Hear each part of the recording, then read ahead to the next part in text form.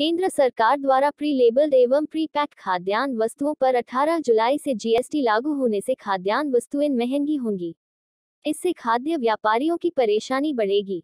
रायपुर समेत देश भर में प्री पैक्ड, प्री लेबल खाद्यान्न पर लगे जीएसटी को वापस लेने की मांग को लेकर कैटसीजी चैप्टर एवं Chhattisgarh chamber of commerce and industries के संयुक्त तत्वाधान में गुरुवार को छत्तीसगढ़ के व्यापारियों के लिए व्यापार सम्मेलन का आयोजन किया।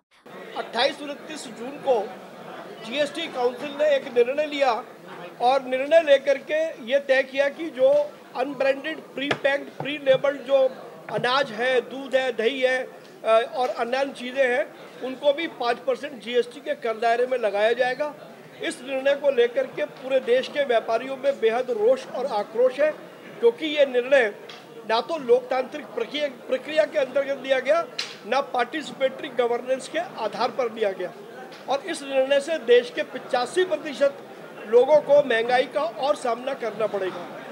देश भर के व्यापारियों ने तय किया कि वो तुरंत सभी राज्यों में व्यापारी सम्मेलन बुलाएंगे, संघर्ष समिति का गठन करेंगे और अपने राज्य के वित्त मंत्री से जाकर के इस बात का आग्रह करेंगे कि इस निर्णय को वापस लिया जाए और जब तक ये निर्णय वापस नहीं होता तब तक इसको स्थगित किया जाए। देश के किसी भी राज्य में केंद्र सरकार ने, राज्य सरकार ने किसी एक भी व्यापारी संगठन को बुला करके चर्चा नहीं, एक भी, क्योंकि कैट का नेटवर्क पूरे देश के अंदर है।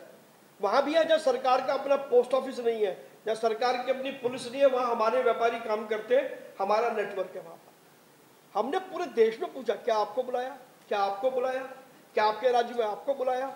हर जगह से हमको जवाब मिला कि हमें तो पता भी नहीं था कि ये कब हुआ और जीओएम जो बनी थी वो जीओएम ने कब इसकी सिफारिश कर दी और क्यों जीएसटी काउंसिल ने इस बात को मान लिया। मैं आपकी बात से सहमत हूं। और बार बार जब ये बात कही जाती है पार्टिसिपेटरी गवर्नेंस, तो पार्टिसिपेटरी गवर्नेंस का मतलब क्या है? अरे भाई, कम से कम जो कानून आप मेरे पर लगा रहे हो मुझसे बुला के पूछ तो लो। आपने मुझसे तो पूछा ही नहीं है और आप अपनी मर्जी से आप कानून लगा रहे हो। तो कहीं ना कहीं जो हमारे देश में एक प्रॉब्लम है कि जो जमीन की हकीकत है उसको देखे बिना जब कानून बनते हैं तब वो तकलीफ का कारण बनते हैं।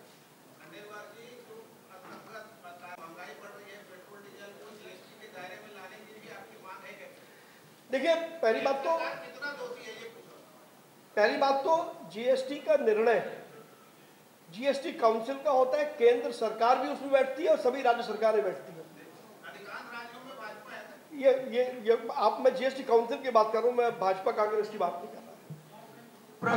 प्रवीण जी मेरा सवाल है, आपने सारा दोष राज्यों पर मर दिया। नहीं, आपने यही कहा, कहीं एक लाइन आपने ये नहीं कहा कि जीएसटी लाने वाला दोषी, बल्कि काउंसिल में जो बैठे हैं, आज देश की स्थिति जो है आपसे छिपी नहीं है, कोई भी मोदी या शाह के खिलाफ बात करने को तैयार नहीं। देखिए, मैं जब राज्य के वित्त मंत्री की बात कहता हूँ तो मैं कोई भाजपा शासित राज्यों को मैं अलग नहीं कर रहा।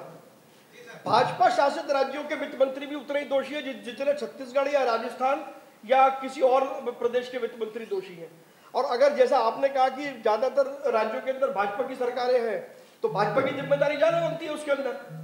और कोई बोल नहीं पाता है। नहीं, हम बोलेंगे ना जी, हम बोल जब मैं आपको बता रहा हूँ 12 तारीख को गुजरात के अंदर मीटिंग होने वाली है, अहमदाबाद के अंदर, और वहां पर बाकायदा गुजरात के वित्त मंत्री को पकड़ा जाएगा। नहीं, राज्यों के इधर वित्त मंत्रियों से मिलने के बजाय आप सीधा वित्त मंत्री या प्रधानमंत्री से क्यों मुलाकात? देखिए, मैं आपको बताता हूँ, वित्त मंत्री से मैं अभी कुछ दिन पहले मिलने गया था, मैं मिलकर गया हूँ, तब तक ये विषय नहीं आया था।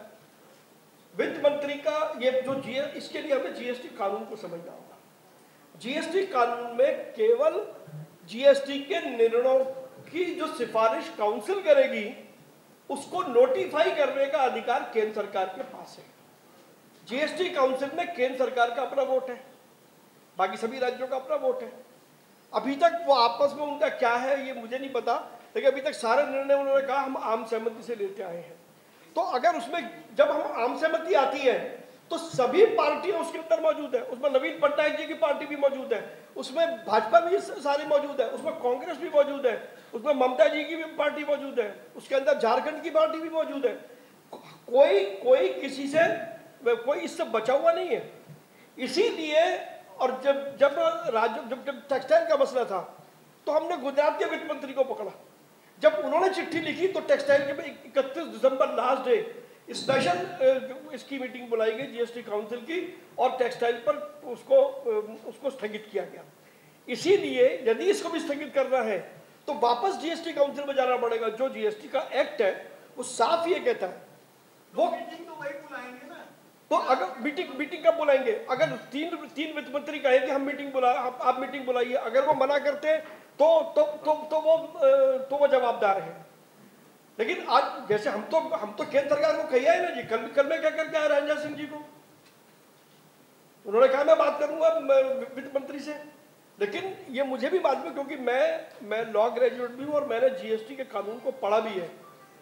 उसकी जो स्थिति है, चलेंगे तो कानून सही ना साहब, उसके लिए हमें कम से कम 2, 5, 7 राज्यों के वही कहना था कि इतने सारे वित्त मंत्रियों से मिलने की बजाय मीटिंग मंत्री से यदि मिलेंगे, वित्त मंत्री का जवाब ये होगा कि भाई ये निर्णय जीएसटी काउंसिल का है, आप सभी राज्यों के वित्त मंत्रियों से बात करो। अगर वो कहते हैं तो मुझे क्या प्रॉब्लम है?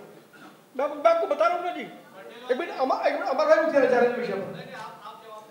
हमारा एक्चुअली इसका फाइनेंस मिनिस्टर हो, वो अकेला इसको निर्णय नहीं ले सकता है ये टैक्स रिवर्स होना चाहिए कि नहीं होना चाहिए। ये टैक्स रिवर्स कब होगा? जब जीएसटी काउंसिल में जो आदरणीय प्रवीण भाई ने बोला कि हम हर स्टेट के फाइनेंस मिनिस्टर को मिलना चाह रहे हैं या कॉमर्शियल टैक्स मिनिस्टर को मिलना चाह रहे हैं, अगर सारे स्टेट के जो finance minister, commercial minister GST council के मेंबर वही हैं, अगर जैसे हमारा राज्य वहां उठा लेगा बात, महाराष्ट्र अपनी बात उठा लेगा, गुजरात अपनी बात उठा लेगा, बिहार यूपी अपनी बात उठा लेगा, तो रिवर्स हो ही जाएगा। इसमें फाइनेंस मिनिस्टर जो केंद्र के पास है, उनके पास जो सबका निर्णय होता है उसमें मुहर लगाने के अलावा उनके हाथ में और कोई पावर नहीं है। जो भी जैसे प्रवीण जी ने बोला, उनका कुछ वेटेज होता होगा कि मतलब उनका से अधिक होता होगा, लेकिन उनका भी एक वोट है अन्य सारे राज्यों के फाइनेंस मिनिस्ट्री के हिसाब से। जी इसमें क्या है, समिति बनी हुई थी, मंत्रिमंडल जिसमें मंत्रियों की समिति बनी, तो उनके पास विशेषाधिकार है, किसको लागू करना है किसको नहीं करना। जी देखिए, आपका 2 प्रश्न है।